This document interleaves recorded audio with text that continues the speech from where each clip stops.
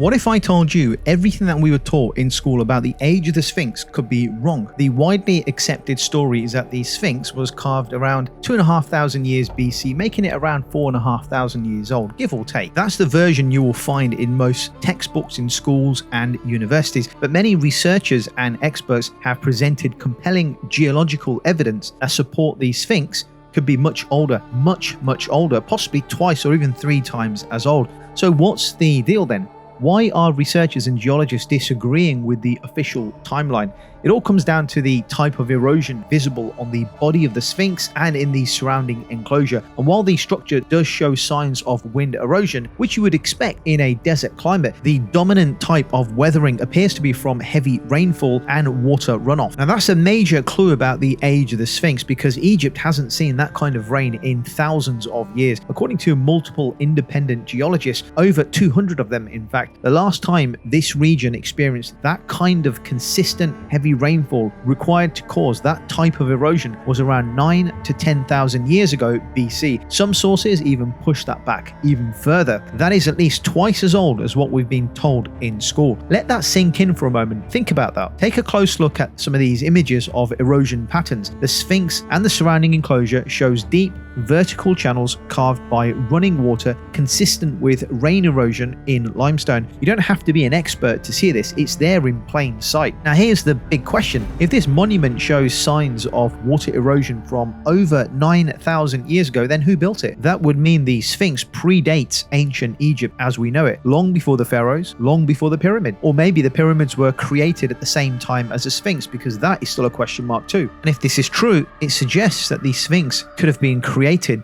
even before what's considered civilized society. This challenges our understanding of human history in a very big way, because if the Sphinx is older, civilization must also be older. But that wouldn't fit neatly into our current accepted view of when and where civilization started. Maybe that's the reason why the mainstream viewpoint finds it difficult to accept this alternate theory. Some people believe the Great Sphinx of Giza is over 9,000 years old. That's because of geological, archaeological, and contextual clues that seem to contradict the mainstream timeline. As we've discussed, one of these reasons why people are questioning the age of the Sphinx is because of the water erosion on the Sphinx enclosure. The most famous proponent of this idea is Dr. Robert Schoch, who is a geologist from Boston University. Schoch discovered deep vertical erosion patterns on the walls of the Sphinx enclosure that resemble rainwater runoff, not typical wind and sand erosion seen elsewhere in the desert. Now, according to his analysis, the kind of heavy sustained rainfall needed to create this erosion hasn't occurred in Egypt since the end of the last ice age, roughly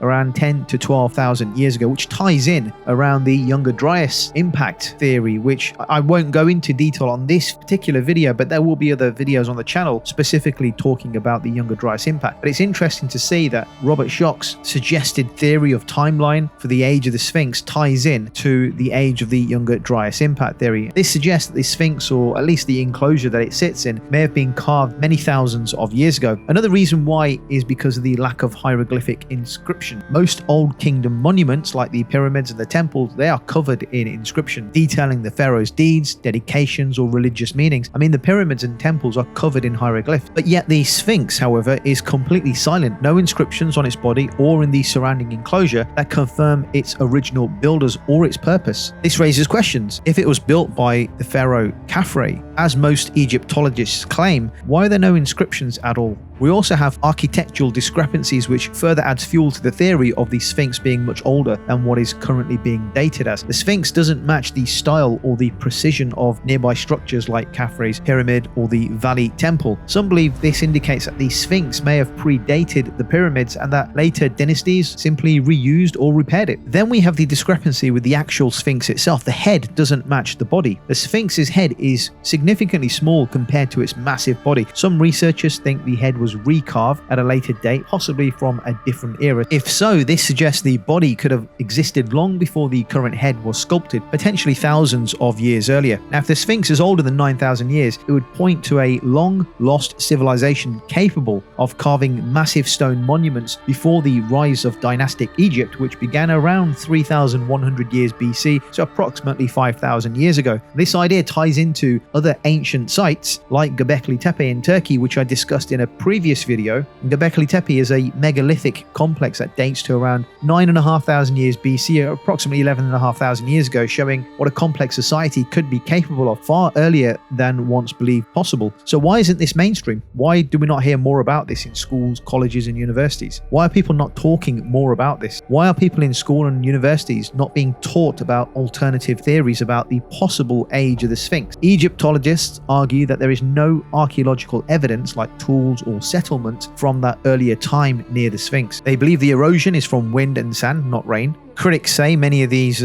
researchers are misinterpreting the geology or making speculative leaps. People believe the Sphinx might be over 9,000 years old because the erosion patterns, stylistic anomalies, and the lack of inscriptions don't fit neatly with the conventional 4,500 year timeline. Whether that means a lost civilization existed or that our dating methods need refining is still an open debate. So then why isn't this theory more widely investigated? Why don't people look into this more? Something just doesn't quite add up. There are too many unanswered questions with the current accepted theory.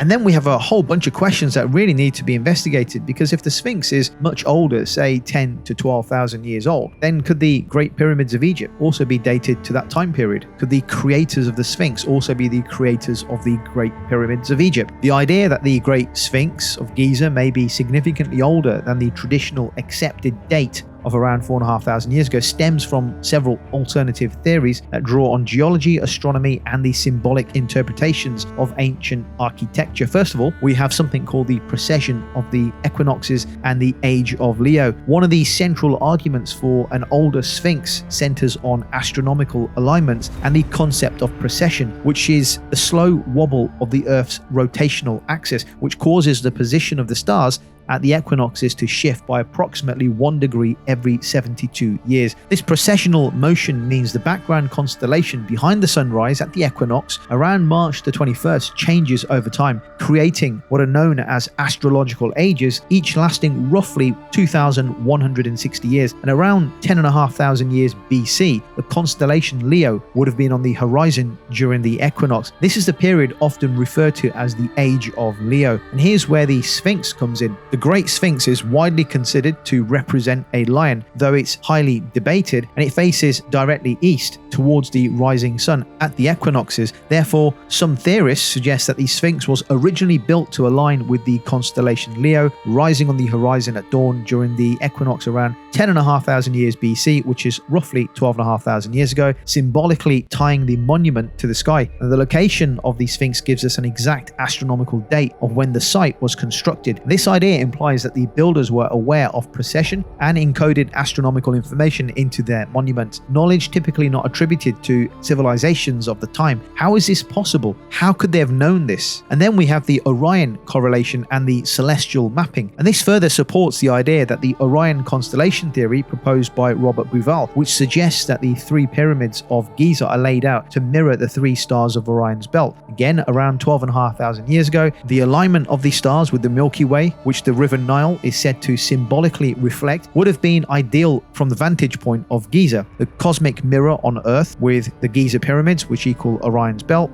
the Nile River, which equals the Milky Way, and the Sphinx, which equals the constellation of Leo, suggests to proponents of this theory a civilization that had an advanced understanding of astronomy, sacred geometry, and celestial terrestrial symbolism. And of course, to support this theory, we've already discussed Robert Schott's theory that the Sphinx is thousands of years older than currently dated due to the erosion patterns on the Sphinx and the surrounding enclosure, which shows signs of water weathering rather than wind and sand erosion. And he put all of this together, astronomical alignments, advanced knowledge of precession, geological anomalies. It feeds into a broader hypothesis that there existed a lost civilization, possibly around 12,500 years ago or way before, with the capability to build megalithic structures aligned to cosmic phenomena. And this civilization would have had to have a profound understanding of astronomy, cosmic mathematics, and symbolic architecture that far exceeded what mainstream history attributes to early human societies. The Sphinx, in this interpretation, becomes becomes not just a statue but a marker of time, pointing to an era long before recorded history, an echo of a forgotten epoch when humanity looked to the skies and built on Earth accordingly. How on earth would an ancient civilization know of this without cosmology, advanced mathematics, and astrological engineering? It's impossible for these creators not to have been advanced, having coded into these amazing structures astrological and cosmic dates. The mystery of the Sphinx endures because these alternative theories pose lots of challenging questions, and they invite us to deeper inquiry into the origins of human civilization and the relationship that we have as humans with the cosmos, and the possibility that history is way deeper and more complex